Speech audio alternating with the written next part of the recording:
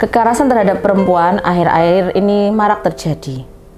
Di sekitar kita tentunya sering kita dengar tentang KDRT, dan ini sudah viral sekali ya. Apa sih sebenarnya kekerasan terhadap perempuan ini?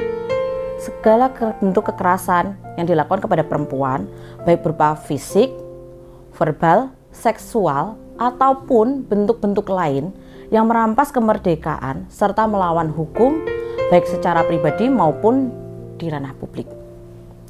Nah, kekerasan ini yang dimaksudkan dapat menimbulkan berakibat munculnya penderitaan baik fisik seperti luka di sekujur tubuh, kemudian secara psikologis penderita menjadi ada depresi dan gangguan mental lainnya, kemudian ada finansial, sosial, bahkan hingga pengabaian atau penelantaran.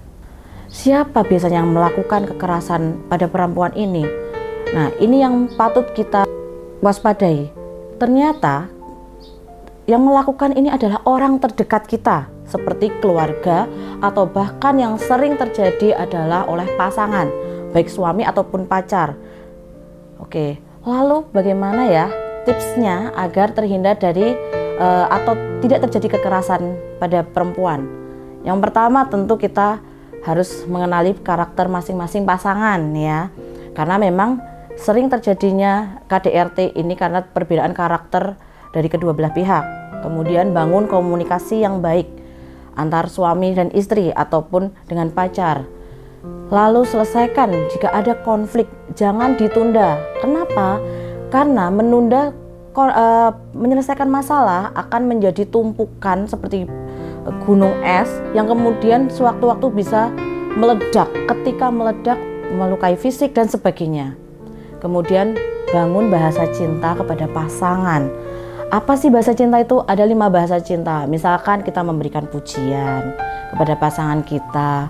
Kemudian sentuhan fisik seperti pelukan, menggenggam tangan, quality time berdua. Meskipun sudah memiliki anak, sekali-kali kita perlu melakukan quality time dengan pasangan untuk membicarakan hal-hal yang perlu dibicarakan dalam rumah tangga. Kemudian tindakan, misalkan membantu satu sama lain dalam rumah tangga, suami membantu istri dalam kegiatan di rumah dan yang lain-lainnya. Kemudian memberikan hadiah. Hadiah ini tentu tidak harus ketika ada momen tertentu, tapi misalkan memberikan hadiah kecil setiap minggu atau beberapa waktu sekali untuk membangun cinta di antara pasangan. Nah, lalu bagaimana kalau sudah terjadi kekerasan ini? Nah, kita bisa bercerita dengan orang yang dipercaya. Hati-hati ketika bercerita tidak kepada sembarang orang ya. Jadi kita bercerita kepada orang yang dipercaya untuk mendapatkan solusi yang baik untuk menyelesaikan masalah. Kemudian kalau perlu, kalau memang sudah terjadi, ambil bukti, rekam baik foto atau video gitu ya, kejadian atau dampak yang dialami. Misalkan ada luka fisik, foto untuk nanti jadi barang bukti. Kemudian kalau bisa menyelamatkan diri untuk menghindari hal-hal yang lebih buruk lagi. Nah, setelah itu pastikan ambil tindakan, bisa ke rumah sakit untuk memeriksakan diri ataupun melaporkan ke dinas terkait, dan juga atau bisa melaporkan ke polisi. Nah, kalau di RSUD sendiri apakah sudah melayani untuk kasus-kasus kekerasan terhadap perempuan? Kami di RSUD Insinyur Soekarno Kabupaten Sukoharjo sudah melakukan pelayanan terhadap perempuan yang mendapatkan kekerasan. Caranya bagaimana? Kita bisa datang ke poli rawat jalan ataupun melalui instalasi gawat darurat. Ketika berada di sana, maka pasien akan diperiksa, kemudian petugas akan melakukan pencatatan serta pelaporan ke dinas terkait atau ke dinas-dinas tertentu untuk membantu proses selanjutnya. Selain itu, pasien juga akan diperiksa oleh dokter spesialis. Misalkan ada pelecehan seksual, maka akan dirujuk ke dokter obstin untuk dilakukan visum, kemudian ke dokter dalam atau dokter-dokter spesialis lainnya. Dan jika ditemukan